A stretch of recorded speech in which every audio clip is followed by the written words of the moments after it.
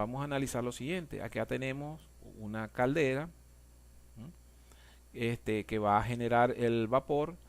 ¿Okay? Ese vapor va a pasar por este serpentín dentro de este intercambiador de calor y luego, dependiendo del líquido que esté contenido en este recipiente, habrá una transferencia de calor y a la salida tendremos entonces un líquido con una temperatura X.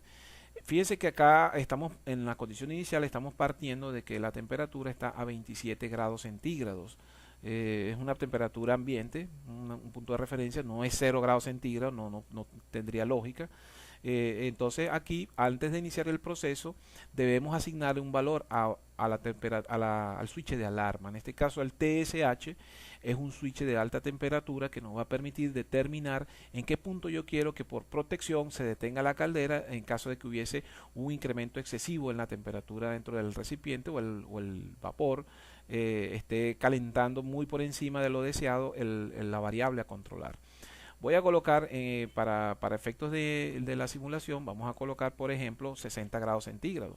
Eso quiere decir que si yo coloco en 60 grados centígrados la alarma, mi valor de referencia no puede exceder 60 grados centígrados, porque si yo quiero calentar a más de 60 grados centígrados el líquido, cuando la variable a medida supere este valor, se va a activar la alarma y va a detener la caldera. Por lo tanto, si yo fijo acá una variable de 60 para la activación de la alarma de alta temperatura, entonces siempre mi valor de referencia debe estar por debajo de 60. Vamos a colocar un valor de referencia, por ejemplo, de 50. Si colocamos un valor de 50, colocamos el valor y podemos hacer clic aquí en la superficie para que se ejecute el valor. Si colocamos el valor en 50, nótese que inicialmente la temperatura está en un valor de 27 grados. Aquí evidentemente recordemos siempre ejecutar el modelo. Si no ejecutamos el modelo, pues obviamente va a ser muy difícil que el proceso se ejecute, ¿no? Fíjense que ya lo que ejecuté el modelo 50, el vapor comienza a pasar por el serpentín y la temperatura comienza a aumentarse, la temperatura medida en la línea de salida, ¿verdad? Porque hay una transferencia de calor.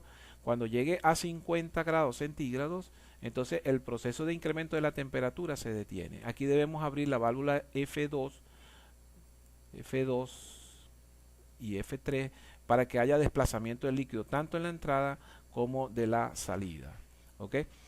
Bien, nótese lo siguiente, cuando nosotros tenemos este comportamiento de 50 grados centígrados, la válvula llegó a 23 grados centígrados. Si yo quisiera disminuir la temperatura, por ejemplo, a 35 grados centígrados, la válvula comienza a cerrarse porque los 35 están por debajo del valor que estoy midiendo. Entonces, ¿qué es lo que hace el controlador? Le dice, hey, a la válvula vamos a cerrarla para que entre menos vapor. Al entrar menos vapor hay menos transferencia de calor y al haber menos transferencia de calor la temperatura del líquido comienza a bajar lentamente y se va a detener hasta más o menos que alcance el valor de referencia, alcance los 35 grados centígrados, ¿verdad? Que es el valor deseado. Ahora, si yo en algún momento llego y coloco, por ejemplo, 70 grados centígrados, observen que los 70 grados centígrados, aquí están el color verde, me indica el set point, que es el que estoy cambiando, el color blanco me indica la temperatura dentro del recipiente, que es medida o la temperatura de la variable de salida, que es medida por este transmisor, y el color rojo me indica la corriente que produce este transmisor, ¿verdad?